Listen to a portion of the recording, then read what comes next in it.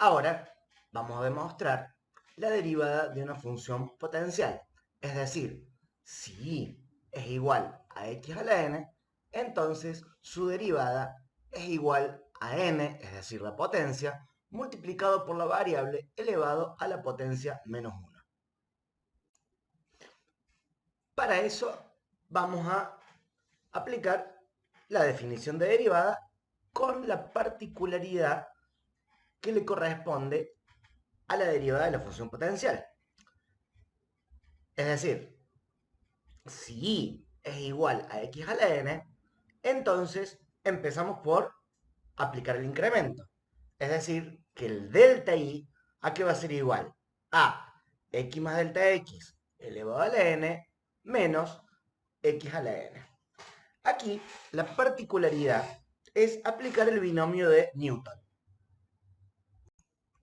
El binomio de Newton es una estructura que se utiliza para resolver expresiones del tipo binomio elevado a una potencia enésima, distinto de 2, distinto de 3, a las que estamos acostumbrados a resolver de manera un poco más sencilla.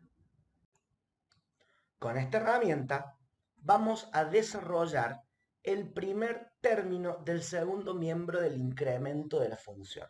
Es decir, x más delta x a la n va a ser igual a x a la n dividido el factorial de 0 más n por x a la n menos 1 por delta x dividido el factorial de 1. Nótese cómo se va empezando a trabajar con esta estructura. A medida en que vamos avanzando en los términos, es decir, en los términos asociados a la potencia de que se trate, vamos notando que vamos a tener una cantidad de términos donde vamos a tener denominadores factoriales, arrancando por el 0, 1, 2, 3, 4, n. Luego, en cada uno de los posteriores términos hasta llegar a delta x a la n sobre n factorial, van apareciendo estos factores acompañando a n, en este caso n-1, n-2, n-3, va apareciendo la variable independiente elevado a la potencia menos el término del que se trate, y va apareciendo el delta x elevado al término del que se trate, en este caso 4. Y por supuesto, su factorial de 4 en el denominador. Entonces, en síntesis, x más delta x a la n es igual a todo este desarrollo asociado a esta estructura que denominamos el binomio de Newton. Quedando el incremento de la función como esta parte, que sería x más delta x a la n menos x a la n. Notar que este término y el último término son iguales, con lo cual desaparecen de la expresión. De esta manera, nuestro incremento queda conformado de esta forma. Ahora, dividimos en delta x y tomamos límite. Nótese ahora lo siguiente. Fíjense, nosotros tenemos este delta x con este delta x. Acá tenemos un delta x cuadrado con este delta x. Tenemos un delta x al cubo con este delta x. Al final tenemos este delta x a la cuarta con este delta x. Y este delta x a la n con este delta x. ¿Qué significa?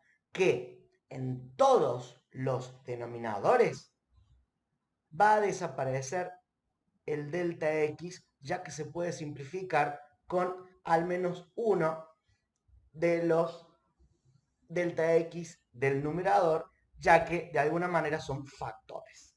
Entonces, nos va a quedar una estructura tal que tomando límites para cuando el incremento de la variable independiente tiende a cero, en todos los términos del segundo miembro, excepto el primero, nos va a quedar un delta x que va a tomar el valor 0 en el contexto del límite y va a hacer que desaparezcan todos los términos posteriores al primero. Entonces, quedando la expresión de esta manera, habiendo simplificado todos los delta x, se anularán cuando se tome límite, quedando la derivada de esta manera. Entonces, con esto hemos demostrado que si y es igual a x a la n, entonces la derivada de la función va a ser igual a la potencia multiplicada por la variable independiente elevado a la potencia menos 1. Ahora vamos a demostrar la derivada de la función exponencial, es decir, donde la base es una constante y el exponente es variable. Si nosotros tenemos una función exponencial, entonces la derivada es igual a la misma función exponencial multiplicado por el logaritmo natural de su base. Su caso particular es si y es igual a e a la x, entonces su derivada es igual a e a la x, ya que el logaritmo natural de e es igual a 1. Bien, ¿cómo vamos a demostrar la derivada de la función exponencial? Aplicando la definición de derivada. Nada más que, en este caso, el incremento de la función va a tener una particularidad un tanto más compleja que las anteriores, ya que vamos a trabajar con el incremento de la función y con el incremento de la variable independiente, haciendo un cambio de variable en el medio. Bien, nosotros tenemos la función y igual a la x. Ahora, el incremento de la función será a elevado a la x más delta x menos a la x. Ahora empezaremos a trabajar con el incremento y vamos a empezar a aplicar una de las primeras propiedades de la potencia. El primer término del segundo miembro vamos a aplicar producto de potencia de igual base, es decir, a elevado a la x más delta x es igual a la x multiplicado por a la delta x. Y ahora podemos sacar factor común a la x, quedando a la x multiplicada por a la x menos 1. Ahora es donde vamos a hacer un cambio de variable y vamos a definir a nuestra nueva variable t como a la delta x menos 1.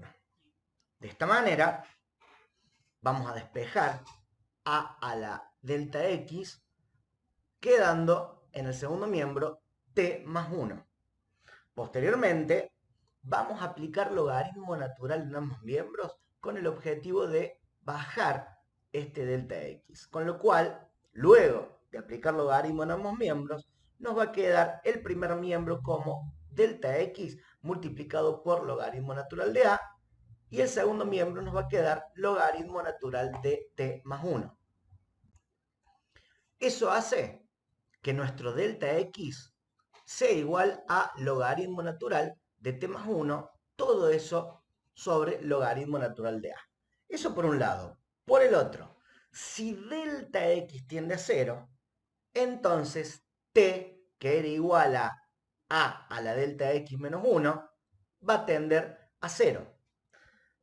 Entonces, fíjense, nos va a quedar, cuando tomemos límite para cuando el incremento de la variable independiente tiende a 0, de delta y sobre delta x, toda esta estructura, que va a ser el delta y sobre delta x, el delta y va a quedar conformado por a a la x multiplicado por t, dividido este delta x producto de haber trabajado anteriormente con el cambio de variable.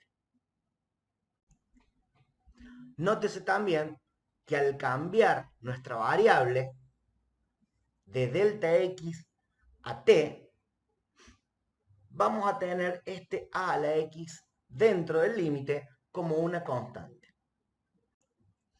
Bien, ahora ya tenemos esta nueva estructura, es decir, límite para cuando el incremento de la variable independiente tiende a 0 de este cociente incremental es igual a la x por el límite para cuando t tiende a 0 de t sobre logaritmo natural de t más 1 sobre logaritmo natural de a.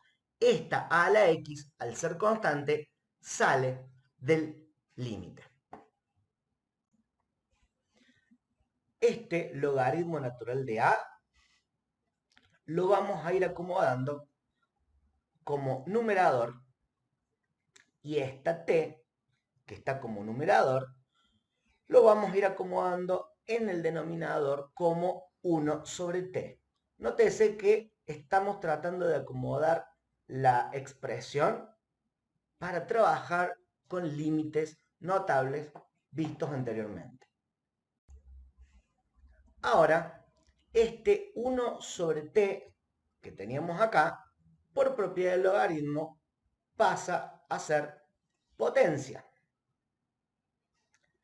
Y ahora aplicamos propiedad de los límites respecto a la división, es decir, el límite de un cociente es el cociente de los límites.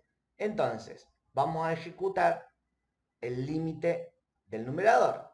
Entonces, límite para cuando t tiende a 0 del logaritmo natural de a va a ser igual al logaritmo natural de a.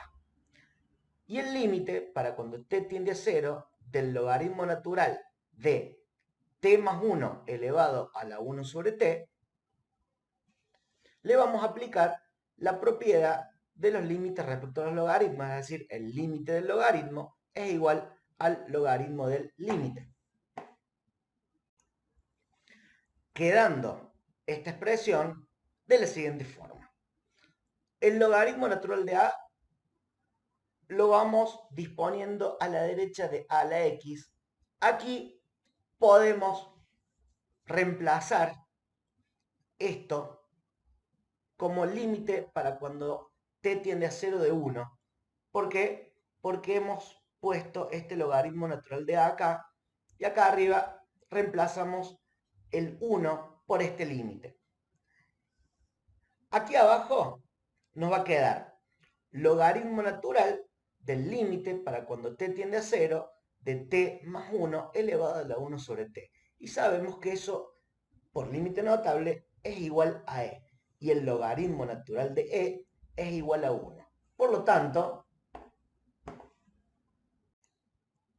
queda demostrado que la derivada de una función exponencial es igual a la misma función exponencial multiplicada por el logaritmo natural de su base. Como verán, la estrategia principal, además de utilizar algunas propiedades de la potencia, así como también propiedades de los límites, algunas propiedades de los logaritmos, es haber trabajado el incremento de la función haciendo un cambio de variable y sobre ese cambio de variable aplicar el concepto de límite notable.